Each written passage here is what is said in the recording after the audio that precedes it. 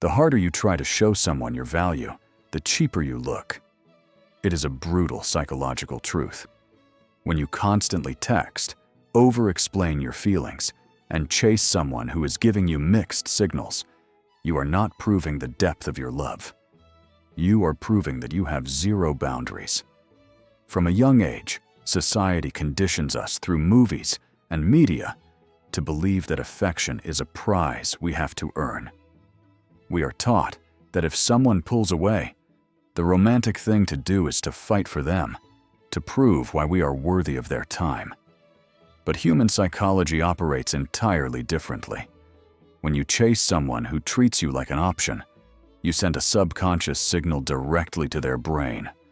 My time is cheap, and your validation is everything to me. Today, we are going completely beyond the cliché advice of just focus on yourself. We are going to break down the exact behavioral science behind why chasing is a biological trap and why completely withdrawing your attention is the ultimate power move. To understand why we fall into this exhausting cycle of chasing, you have to realize one uncomfortable fact. You might not actually be in love with this person. You might just be chemically addicted to their inconsistency. Psychology calls this intermittent reinforcement. It is the exact same mechanism that keeps people hooked on casino slot machines. When someone gives you intense, loving attention one day, and then completely ignores you the next, they are playing with your brain chemistry. During the silent periods, when you are left on red or waiting for a call, your brain becomes flooded with cortisol, the stress hormone. You become incredibly anxious. Then, when they finally decide to text back with a breadcrumb of affection, your brain receives a massive, sudden spike of dopamine. It feels like absolute relief. Over time, you start mistaking this chaotic, toxic chemical roller coaster for deep passion or a soulmate connection. But it is an illusion. People who never chase understand this trick instinctively. When they see someone running hot and cold, they don't try to win the jackpot. They simply step away from the machine.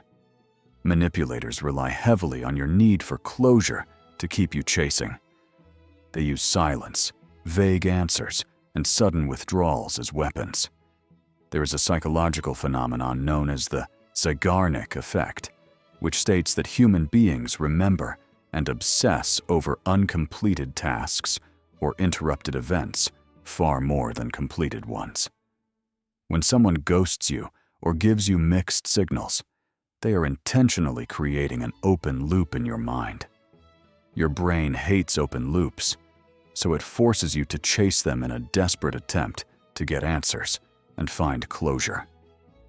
You want to send that one final long text to make them understand. But a high-value individual does not need the other person to close the loop. They close it themselves through the power of silent attachment. They understand that a lack of an answer is, in fact, a very clear answer. By refusing to engage in the mind game, they completely neutralize the manipulator's biggest weapon. The power dynamic shifts immediately the moment you stop demanding an explanation. Now, we have to be completely objective and draw a very clear line. Never chasing does not mean playing hard to get, giving people the silent treatment to punish them, or being emotionally unavailable. That is simply avoidant attachment dressed up as power. True psychological power lies in the shield of observation and the principle of reciprocity. A secure person will always express their interest clearly. They will text first, they will initiate plans, and they will put in genuine effort to build a bridge between two people. However, the defining moment happens when that effort is not matched. If they notice they are the only one laying the bricks, they do not beg the other person to help. To them, consistency matters far more than potential. Often, we chase people because we fall in love with who we hope they will become, rather than who they actually are right now. By taking a step back, you give yourself the critical space to watch a person's true character. You observe how they act, when they are not the center of your universe. So, what exactly happens when you completely pull your energy back? You shift your center of gravity. A person who refuses to chase puts their personal growth and peace of mind ahead of any romantic or social pursuit. They invest their heavy, focused energy into their ambitions, their health, and their long-term goals. When your confidence and sense of purpose are generated entirely from your own progress, relationships become a beautiful complement to your life, not the desperate core of it. Ultimately, this entire mindset comes down to how you process rejection and indifference. When you tie your self-worth to how others treat you, rejection feels like a catastrophic personal failure. You chase because you need them to prove that you are valuable. But highly self-aware people view rejection simply as redirection. It is valuable data telling them that this person's values do not align with theirs.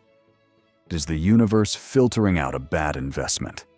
You never need to force anyone to see your value. The moment you stop chasing and start observing, you become completely untouchable.